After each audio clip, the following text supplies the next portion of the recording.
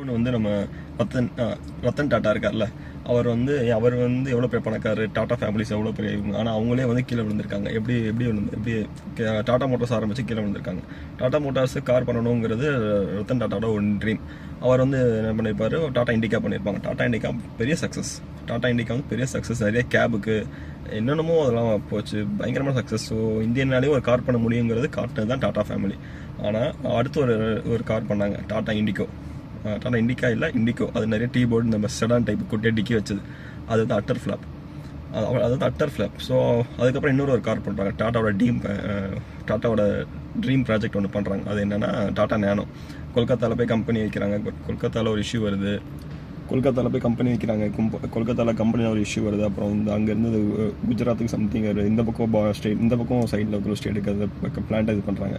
ஆனால் அதுக்கப்புறம் கம்பெனி விழுந்து ஒரு 10 வருஷம் டாடா மோட்டார்ஸ் இருக்கா அப்படிங்கிற நிலைமைக்கு வந்துருச்சு. ஆனால் அதுக்கப்புறம் வந்து டாட்டா வந்து மறுபடியும் பேக்கப் பண்ணி டாட்டா பஞ்சுன்னு ஒரு வெஹிக்கிள் விடுறாங்க. Tata Altroz, Tata Nexon, Tata Safari. பஞ்செல்லாம் வந்து one of the best selling car. Tata Nexon one of the best selling and safest car, பஞ்சும் கூட.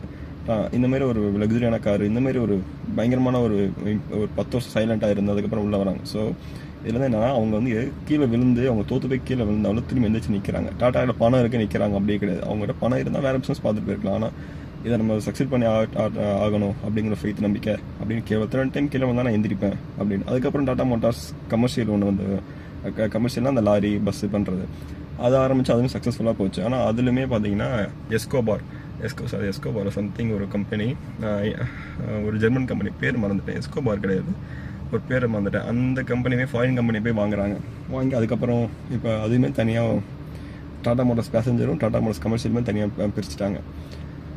ஸோ இதில் வந்து நம்ம கற்றுக்க வேண்டியது, டாட்டா வந்து கீழே விழுந்தாலும், ரத்தன் டாட்டா மோட்டார் கம்பெனி கீழே விழுந்தாலும் அதை வந்து அவங்க திரும்பி எந்திரிச்சு வந்து கம்பேக் கொடுக்குறாங்க பாருங்க. இதுதான் லைஃபுக்கு ரொம்ப இம்பார்ட்டன்ட்.